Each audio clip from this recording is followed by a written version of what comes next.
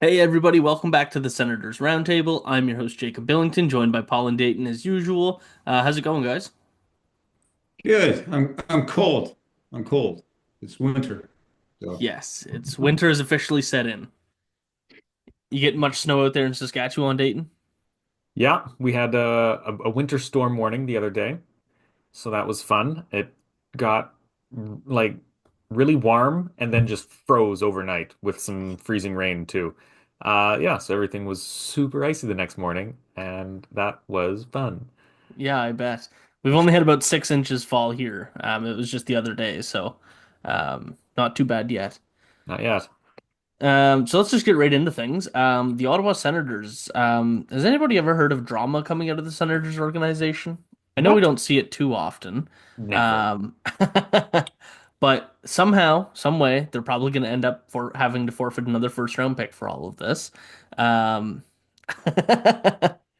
but we're gonna jump right into this whole Brady Tkachuk and the New York Rangers thing. So for those of you that aren't fully up to speed on things, Larry Brooks put out an article on the New York Post and said that the Rangers are going to something along the lines of the Rangers are going to aggressively target Brady Tkachuk and or are actively targeting Brady Tkachuk. And so everybody was like, "Whoa, this could be something."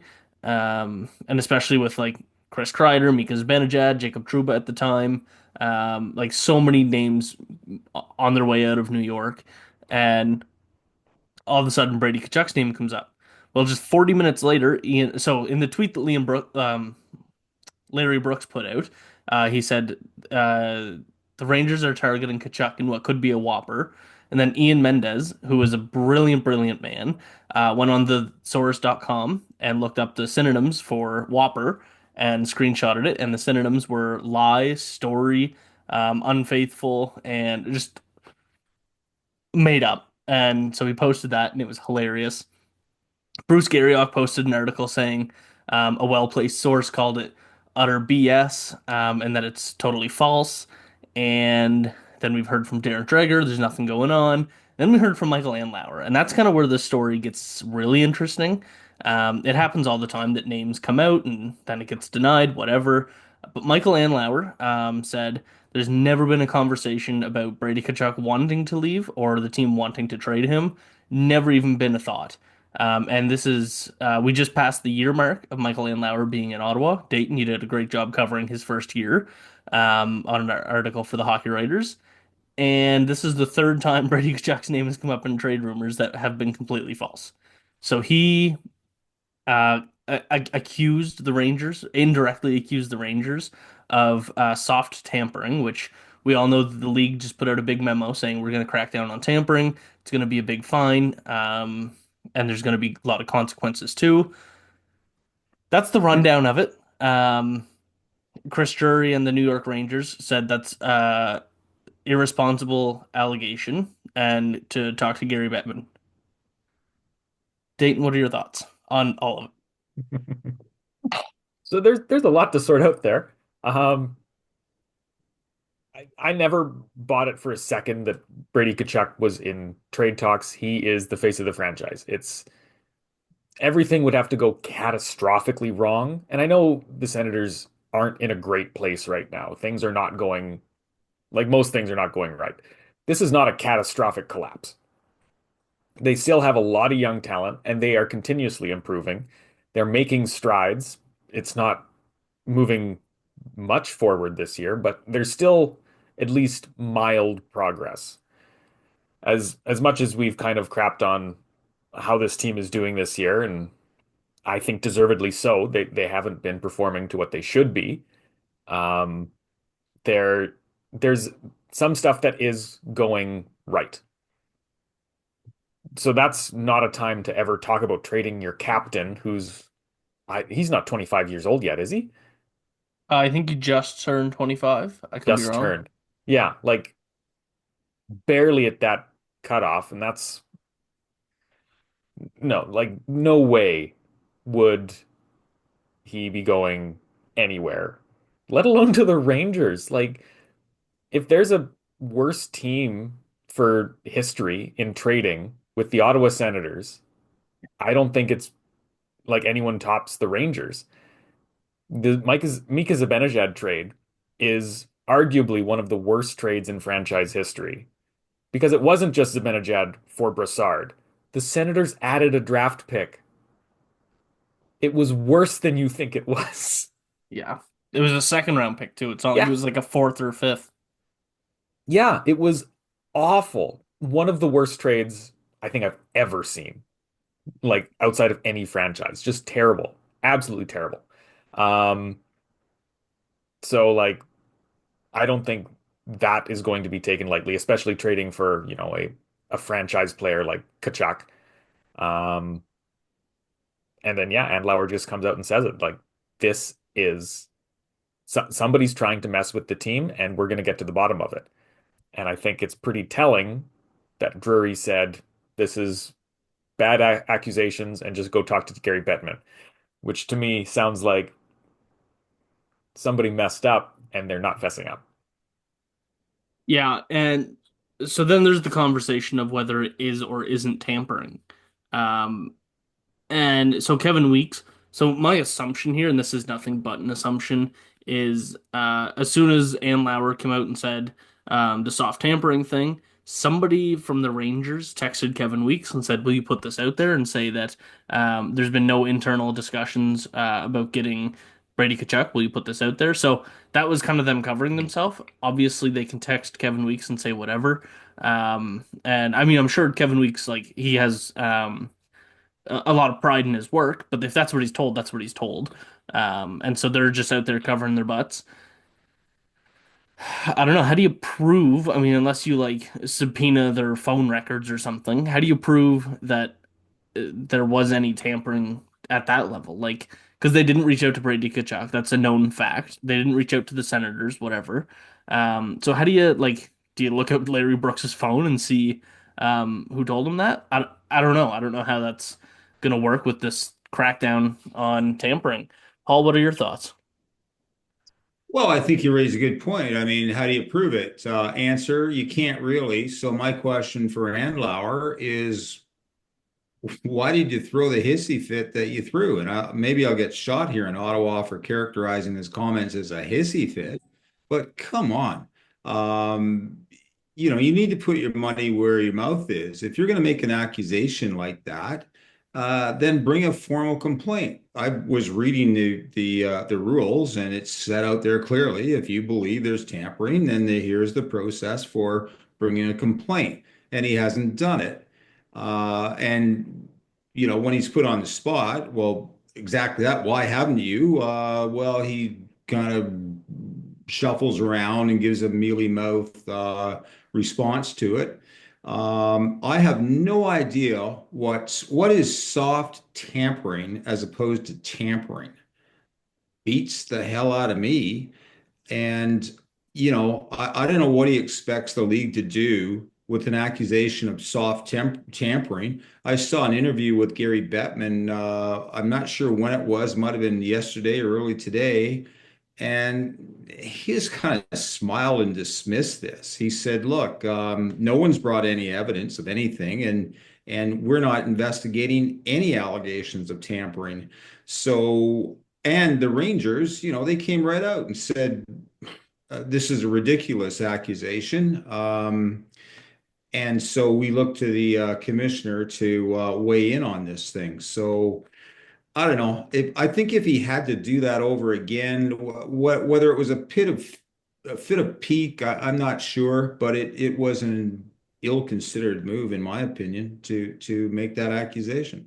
So I look at the comments that he made, and he didn't directly say the New York Rangers have been soft tampering. He was very smart with the way he worded it. He said, "I don't know if it's Larry Brooks just making things up, or if he has a really, really bad source. But if it's coming from the team, then I wonder if that's a case of soft tampering." So he didn't directly say the New York Rangers are tampering, and so that's kind of like he kind of covered himself a little bit with his words, which is a good thing because then he can't get in trouble.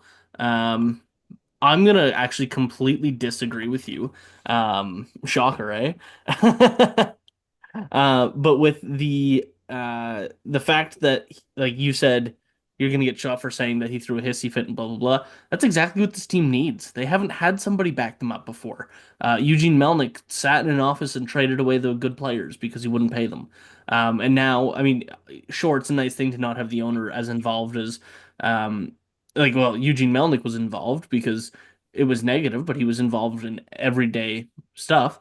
But he's coming out here. He's been here for here in Ottawa for a year, and he's coming and backing the captain. He's backing the cornerstone of this franchise, and he's saying, "Listen," he's putting out the fire.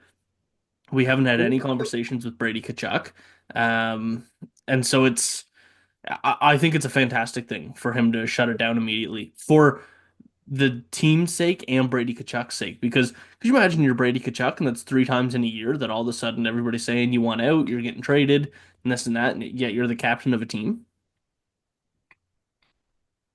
Well, I don't know what backing his team means. You know, a journalist, Larry Brooks at the New York Post, comes out with a report and says that the Rangers are targeting to Chuck. It would be perfectly acceptable if the Rangers went, that they, as the organization, went to the Ottawa Senators organization and said, "How about a trade?" And that hasn't happened. And there's no evidence that they went around and tampered. And a tamper is when the Rangers go to Chuck himself or his agent and propose a trade. So I don't understand what the backing up of the team is here. Uh, there are better if look, if he wanted to reassure to Chuck that he's not on the trading block, there were better ways to do this than throw a hissy fit in the press that frankly he can't back up. At one point, I take your point. He is weaving back and forth here. First, it's the Rangers that are soft tampering. Then he backs away from that and says, "No, no, no. The problem is the media is putting out false information." So is your quarrel with the media or is it with the Rangers? I don't understand, Michael. And if your quarrel's with the media putting out fake news, well, I don't know, call Donald Trump and see how he handles that. I don't know. See, but it's also tampering if the Rangers tell Larry Brooks to put this out. Because then you're putting the idea in Brady Tkachuk's mind. You're then trying to incentivize him to come to New York, and you're talking about whatever. So he's not sure where the report came from, whether Larry Brooks made it up or it was given by the Rangers or somebody from another team. And he didn't specifically say the Rangers. He could have said he just said any other team. And so that's I mean like I think that's where the soft tampering comes from is because um you're putting that idea out there just to try and get drama started and to get people sweating and get the idea in Brady Tkachuk's head to go play in Manhattan. Yeah, I Well, think like the I say, fact that, oh, no, go ahead, Paul.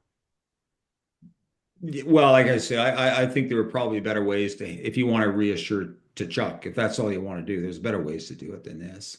And Sure. And I think where the problem is, it's not like one of the three of us wrote it. It's Larry Brooks. He's one of he's the biggest Rangers reporter out there. And no discredit to all the three of us, but like we're not to the level that Larry Brooks was at. I don't know where his reputation sits right now.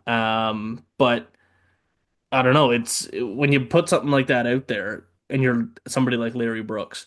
I don't know if you remember the video of John Tortorella with the Rangers and Larry Brooks in the press conference, but that was a funny clip. So look that up if you don't remember that. But like he's been around forever and he's been the top reporter in for the Rangers for quite a while now, or one of the top. So it's not like it's a nobody doing. That's like Bruce Garriock going out and saying the Senators are targeting Panarin, and then Panarin's like, "Well, what about Ottawa?" He wouldn't, but Yeah. That's what I was going to say. That the fact that it is Larry Brooks makes it seem like there is something going on. And I understand why Michael Andlauer would be ticked at these comments. And sure, maybe he did overreact a little bit. I can see that side. Um, But it is 3 times that somebody has just kind of come out and said, "Oh, you guys are trading Brady Tkachuk," and he's like, "That's no, I've never had a phone call. Nobody's ever said anything. Brady hasn't said anything. There's been no ask," and so he's frustrated. But I think he also thinks maybe he can't do anything about it because the league is just going to punish them anyways. Because how many times has he been punished already in his like what year and a half of owning the Senators? Year and a month, Yeah, 13 months. right. Like Just he has been. tampering. Sorry. No, I was just going to say, the problem here is tampering. You can't prove tampering. I know the league issues memos on it, but I don't think anybody listens or even reads the memos. It's almost unenforceable. So, the question I'd have for Andlauer is knowing that, is this the hill you want to die on? And apparently he does. Yeah, I don't know. I think if it is a serious enough accusation and Andlauer does want to pursue it, there are methods of figuring out if something was done.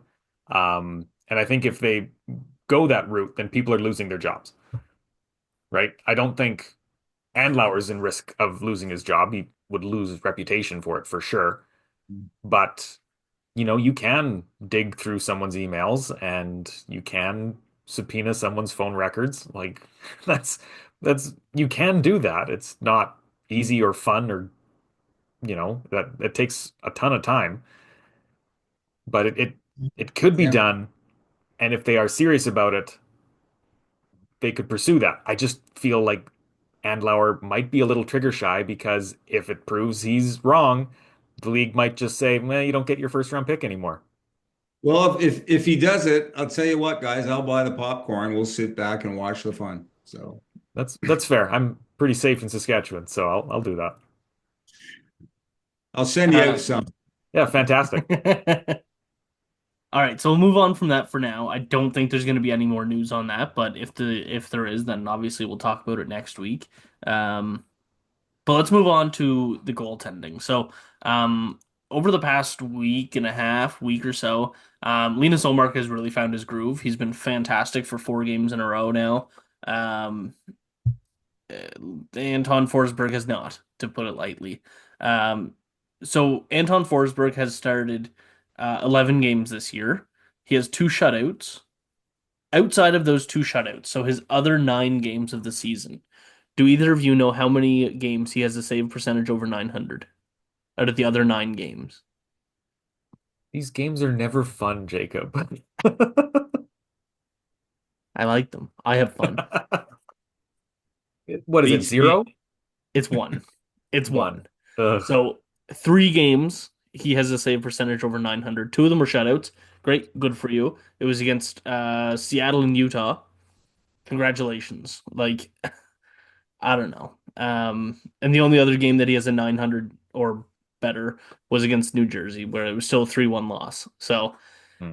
he's not instilling much confidence in the fans. He's not instilling much confidence in the team. They don't play very well in front of him either. Um, or you know what? Actually, they do. They do play pretty well in front of him. Against the Islanders, they had 12 shots and they lost 4-2. That's completely unacceptable. Um, so I don't know. I don't know what you do about your backup. Do you have a solution? Do you call up Forsberg or Sogard? No, he's injured. Do you give Miralainen a chance? Do you trade for a backup? What do you do, Paul? Well, like you say, there's really no one down in Belleville that's demonstrated, even when they're healthy, that they're NHL caliber goalies. There just aren't any goaltenders out there floating around that general managers want to deal. And if Uh, they did want to deal, Colorado's already acquired them. yeah.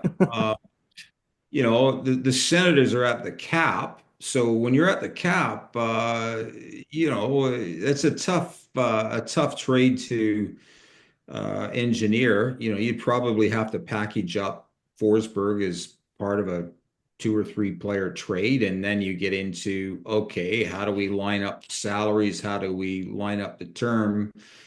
So I just don't see any way out of this other than rehabilitate him.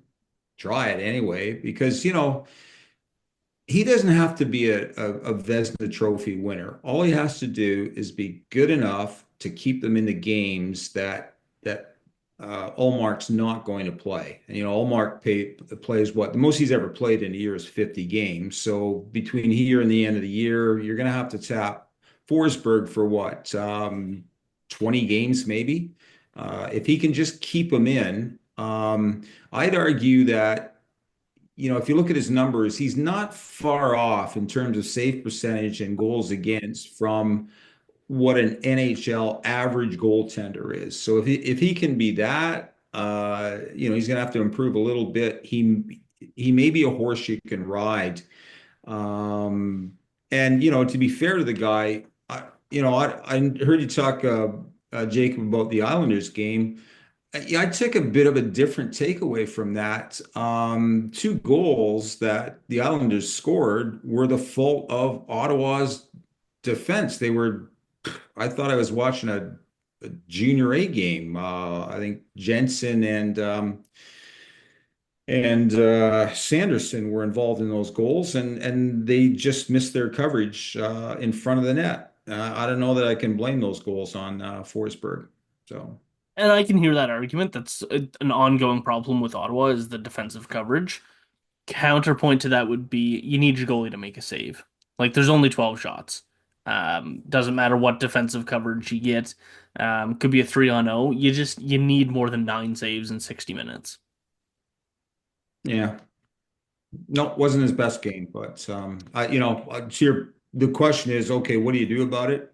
Not sure there's anything you can do about it, but Okay. Dayton, what are your thoughts on Forsberg right now? Like, is he going to get better? He wasn't last year. He's actually 1 save percentage point worse than he was last year. Do you ride it out? Do you give Mierleinen a chance? Do you trade for somebody?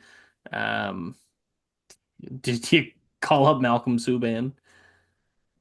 I mean, I think all of those are valid. He is really struggling this year, and I wonder if it is maybe a confidence thing. Goalies can go through those, significant slumps that they need to work through before they can get kind of back to their rhythm. And so I think probably a stint in the minors would help him the most. I think there's a reason that Forsberg was a waiver claim, and I think he's been on waivers multiple times in his career Yeah. because he lacks consistency. He's always lacked consistency. He has some really bright moments like he did in Ottawa. He's had some really bad moments too. And you know, I think he is currently playing significantly below average goaltending. He's He, 13 points below league average right now. yeah, he's also allowed 30 goals on 241 shots. Um, on like among the goalies who have played at least 10 games, that ranks 42nd in terms of shots. Like he's not facing that many shots, and he's allowing a lot of goals. Like that's he's still also the bottom quarter, maybe even yeah, the bottom quarter of the league in save percentage with so few shots. Um, that's that's really concerning. So I think if I'm in charge, I send him back down to the minors. If he gets claimed, great. You got 3 million bucks free on cap space. And if he's not, he gets to spend some time with Belleville, who are doing, they're doing okay. Um, maybe you can call up Levi Merilainen, get him to play a few more games. Like you're not going to develop a goalie when they just don't play. And currently the Belleville goalies are playing once a week.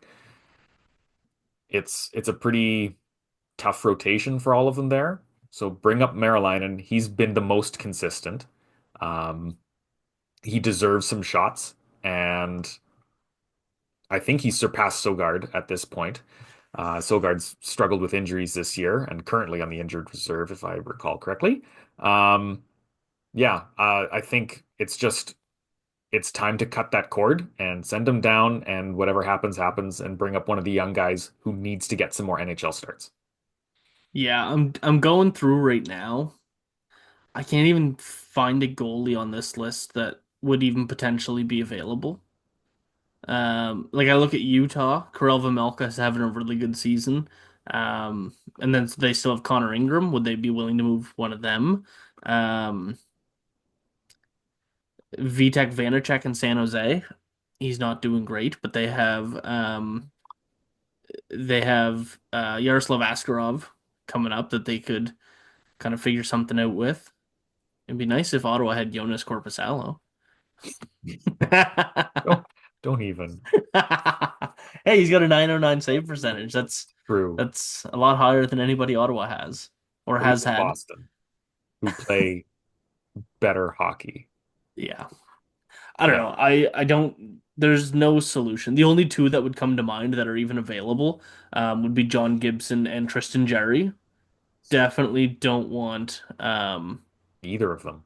either of them, especially if they're cap hit. Like John Gibson, I can understand, but not while you have No. not while you have Ullmark signed. So, and then Scott Wedgwood just got traded. Um, Eric Comrie's not going anywhere. Yeah. Ville Husso's in the mine. Like, there's no options. No. And like never say never, they managed to trade Corpusalo, who I thought had an untradeable contract. Um, and so maybe there is somebody that we're not considering that is available that would be a great fit and would take Forsberg as an exchange. It's possible. I just don't see it, and I'd go the easy route, send him down, flip him for a young guy, or flip him for Subban. Those guys haven't been doing too bad. Most GMs in the league understand that once a goaltender gets out of Ottawa, they just enjoy a renaissance, right? Just rise from the flames. It So is true. Yeah. it's a safe bet. So we didn't come up with a solution for goaltending. Not our job. We don't get paid the big bucks like Steve Staios does and Dave Poulin does. Yeah, you have a Um, zero to my salary, and yeah, sure, really I'll, though. I'll make some I calls. actually I heard something about Dave Poulin the other day. He So when he was playing with the Philadelphia Flyers in the NHL, he would spend the summer working on Wall Street in the off season. I found that incredibly interesting. I don't know if that's like a public thing or not, but I thought that that was a very, very interesting um, tidbit about Poulin. Hmm. So he's a smart guy, Oh, apparently. probably pays better than TSN. So Yeah, probably. Um, All right, so we'll move on. We're gonna wrap things up with Tim Stutzle. He's been absolutely dominant this season. He's leading the team with 34 points in 27 games. I believe that's 15th in the league, or unless that changed over the last day or two, I don't know. He's been the heart and soul of this team. He's been unreal. He has three less points than Connor McDavid. He has one less point than Jack Hughes. He has more points than Artemi Panarin, Matthew Tkachuk, obviously Brady Tkachuk, Quinn Hughes, Barkov, who missed some time. Like he's been unreal. He's among the top players in the league right now. Um, what's his ceiling? Is this like the best we're gonna see of Tim Stützle? Right now he's on pace for uh let me figure this out real quick. 103 points. 103.25 points. So 103 points. Um, is this the best we're going to see of Tim Stützle? What do you think, Paul?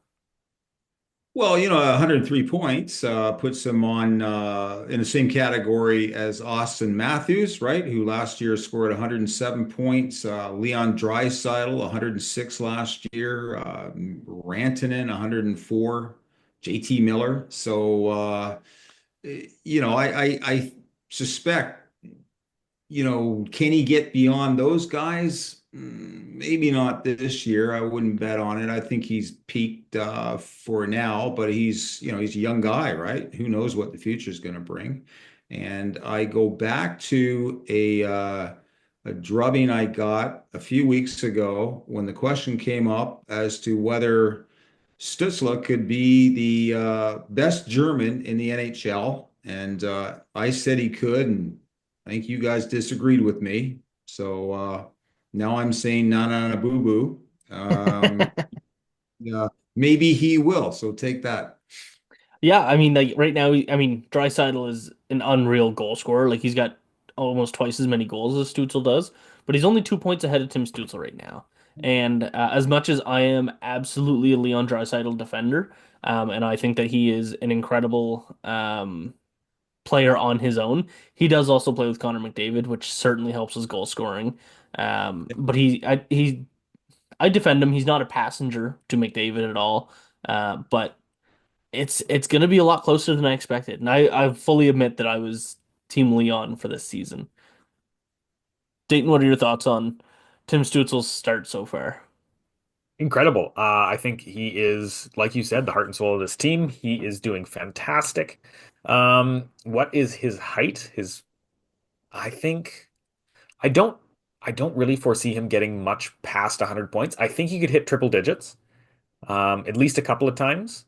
Um, like he is a true kind of cerebral puck mover. He is a very, very intelligent player. He's a great hard worker. And I'm thinking back to the World Juniors that I saw that. Like he could kind of command the play, and whatever he did, everyone on the ice responded to because he was that talented. Um, I wondered if that would maybe limit his offensive abilities when I was first looking at his draft. You can go back and look that I capped his points, I think, at around 90. He's already hit that, and he's 22. He's going to get better than that, almost definitely. Um, yeah, I think he's just like he's really smart, and most of his benefits of the team won't be on points. Like he can move the puck really well, he can score goals really well, but setting up things and making other players better around him, I think is going to be his absolute, you know, that is what he brings to the Senators. He is that kind of player that you can kind of build a team around, along with Brady Tkachuk, who is that, heart and soul type of player, wears his heart on his sleeve, will really get into the face of, he's a perfect captain, right? Um, so I'm struggling to find a player to compare him to that isn't like overshadowing. Maybe Stutz is like a poor man's Mario Lemieux. Like he's not ever going to hit Lemieux levels. Please, nobody take me out of context on that. Um, but I can definitely see him being kind of that commander that makes everyone better around him, especially playing on that first line. Like, who would have heard of Rob Brown if he didn't play with Mario Lemieux? And Yeah. maybe most people listening don't know of Rob Brown, but he had a lot of points when he was on Lemieux's wing. And that's I think Stutzle's impact and effect on the Senators as he grows older. Yeah, absolutely. So to wrap this episode up, I have another trivia question. Tim Stützle, number five all time for German scorers with 281 points. Who are the top four? Well, you got to say Leon Draisaitl. He's number one with Yeah. 886. Other Germans, who played forever? Well, Marco Sturm. He's number two with 487. Yeah. Why am I? Christian Ehrhoff. He is number four with 339. You're just missing number three. Who's And number I'll be three? honest, I might sound stupid here. Haven't heard of the guy. Is it Sasha Ghosh? It is not. I know he played He for a is minute. number eight with 188. Okay. Any idea, Paul? You got me. Longtime Buffalo Sabre. In what decade? The 90s. Jeez. Early the 2000s. So he played in Buffalo from 2002 until 2013. I don't know how I haven't heard of this guy. Jochen Hecht. Yes, There we go. very impressive.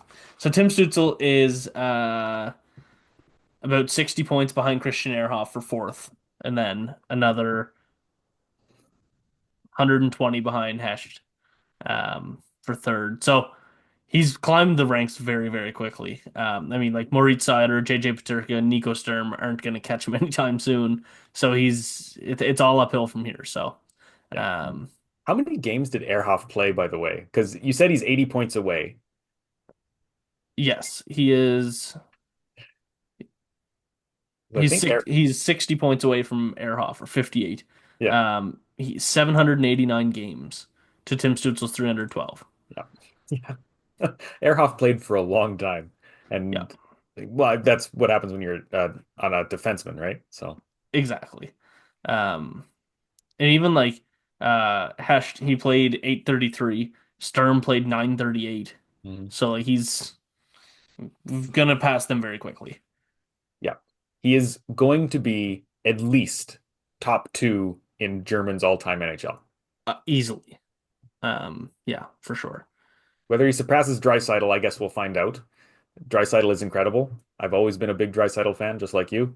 Yeah. Um, He's but I second. think, Tim Stützle is second in points per game among yeah, all Germans all time. I th I think like Paul though, it's a lot closer than I expected. Yes. It's gonna be interesting to see how he grows. All right. Well, that'll wrap things up for today. Dayton, Paul, thanks for joining me as always. It's been a chaotic week in Ottawa, as it seems it always is. So we will keep you up to date with everything related to the Senators. Check us out on thehockeywriters.com, and we will see you next week on the Senators Roundtable.